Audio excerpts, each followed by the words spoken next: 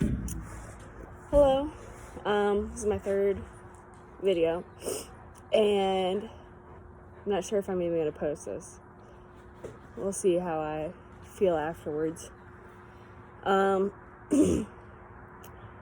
This one is kind of really hard for me, and the only reason I decided to do this video was in hopes that it gives someone else the courage to kind of speak up for themselves and not be afraid of what other people might think. So I'm gonna kind of just keep it as short as I can without going into a whole lot of detail. So I came into the Air Force in 2010, did basic training, my tech school for being a crew chief, F-16 crew chief, and my first duty assignment was Spangdahlem Air Base in Germany. So I got there in October of 2010, the beginning of October, and as anyone else who's in the military probably knows, you have to go through some programs when you get to your first base. You have to go through first term Airman Center or Airman course, what they changed it to now. And then when we were at Spangdahlem, you went through this course. It was not a course, it was 1 or 2 weeks, I can't remember, and it was called, people called it Weeds and Seeds, or it's called Eiffel Pride. Eiffel Pride was the area surrounding Spangdahlem Air Base, and that was pretty much where we went around the base and just helped clean up, and did some, I guess, maintenance type stuff around the base, just housekeeping, essentially. So, finished F-TAC, and then we were in this Weeds and Seeds program. It was me and a couple of my friends that I had gone through tech school with, and I'm going to try to stay as neutral as I can on my emotions because this gets me really upset. So during this course, they obviously have an NCO appointed over all the airmen because you're brand new to the base, right? And I'm not going to name names. This NCO we had was from the CE squadron, and he was always really nice with all the airmen that went through this course, right? And he made it super chill. You know, it wasn't like it was a hard day's work or anything like that. And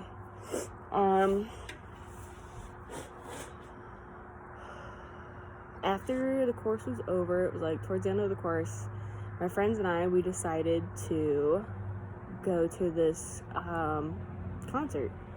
It was like, I don't know, an hour and a half, 2 hours away from the base, and I don't even remember who was playing. I'm sure if the people that were there with me see this video, they'll remember that night. Hopefully they do, I don't know. So we decided to go to this concert, and before we left for the concert, I think it was before we left for this concert, I found out that one of my friends back home had killed himself. He was a really close friend of mine, and you know, that kind of just, I was 19 when I got to Germany, right? And over there, if you're in the military, you can drink at 18, so I didn't have to worry about a drinking age. I was allowed to drink there, right? So I kind of just was gonna, you know, you're emotional and things happen and whatever. So I was drinking that night. We had this concert, and this NCO shows up. The NCO that was in charge of this program, right? I'm like, okay, that's kind of weird that he's here, because he heard us talking about going to this concert, right? So, anyways, we all like drink a lot. We drove back, and someone that didn't have a lot to drink drove, and this NCO, somehow he ended up riding in because we took my car there, somehow he ended up riding my car back, and I don't know like how he even got there. I'm sorry, let me cut this detail short. So we decided to go to this pub outside of the base to just like continue hanging out, and it was like later in the morning or in the night, whatever, and all my friends wanted to leave, and I was like, well, I don't really feel like going anywhere else. I kind of want to go back to my room soon. So they left, and I stayed. I was going to get a cab. And this NCO stayed, right? And, I had a lot to drink, right? I was upset. And next thing I know, we're back in my dorm room, and I don't really want to go into detail, but he was sexually assaulting me. And I was not conscious within that, what was going on. I did not consent to what was happening. Mind you, I was 19. I wasn't like, it was my first time, but I wasn't well versed, I should say. And this was happening, and I was like, oh my God. Like, you don't know what to do. And finally, I got him to leave. I didn't know what to do. I didn't tell anybody because I was afraid that nobody would believe me, because at that time in the military, you always heard a lot of people say, well, you know how the females are, or, they're asking for it, whatever. It was that kind of mentality. And, so I was afraid to tell anybody because I didn't think anybody would believe me. And this was before they started doing green dot training and all that stuff. So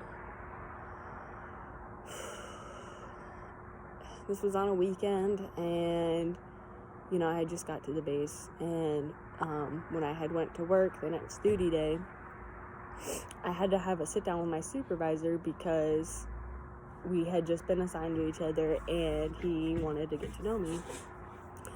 And prior to this, the day before, I had gotten some voicemails from some lady saying, all these derogatory things to me. And it turns out this NCO was married that assaulted me. And no one in the class knew that he was married. He never mentioned that to anybody. Not like it matters, because I didn't ask him to fucking assault me. But I was afraid because she kept calling my number, and and then he kept texting me, and he wanted me to go all these places with him, and he kept trying to get me to meet up with him again. And obviously I didn't want that because of what happened. So when I sat down with my supervisor, I told him as little information as possible. I just told him that someone was harassing me, and I didn't know what to do. I didn't tell him that I was sexually assaulted, which I should have, because from some voicemails that his wife left me, it sounded like he had done that to other young women that were in the military. But I was scared, and I didn't know what to do, so I gave them very little details. The flight chief talked to me, and I went over to his squadron with one of my flight chiefs, and we talked to their first shirt for him to leave me alone. They didn't know about the sexual assault. They just knew that he kept harassing me and trying to get me to meet him, and wouldn't leave me alone, right? So the only thing I could think of, I pushed this in the very back of my brain. I didn't tell anybody what happened. What actually happened. I think some of my friends kind of knew that something else happened, but I was too afraid and too, I don't know what to say. I was too afraid to tell anybody, and I felt like people would think it was my fault, or if I was lying. So I didn't tell anybody. And this was in 2010. And I was stationed there until 2013. And then I got stationed at Hill, and I met my husband. I never told him. In 2015, we got stationed in Korea. We were at 2 separate bases in Korea, my husband and I. And for anybody that's at a remote location like that, you're in the dorms again, and you're having to eat at the chow hall. And one day after work, I went to the chow hall, and I think it was on a Friday. I'm pretty sure it was on a Friday. I went to the chow hall, and I'm just, getting my tray, getting my food, and all of a sudden I see this NCO again.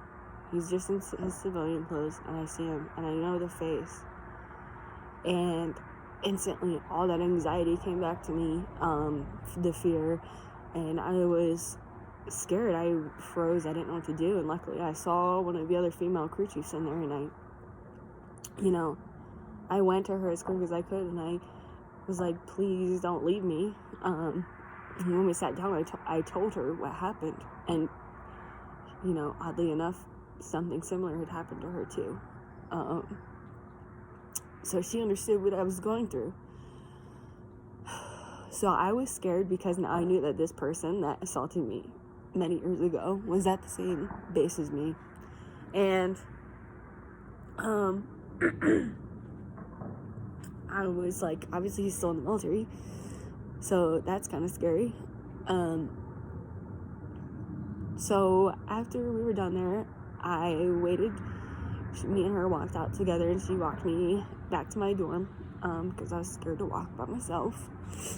And I get back to my room, and our cell phones there, we didn't have any data on them or anything. We just had texting and calling, and we barely ever called because it burned the minutes really fast.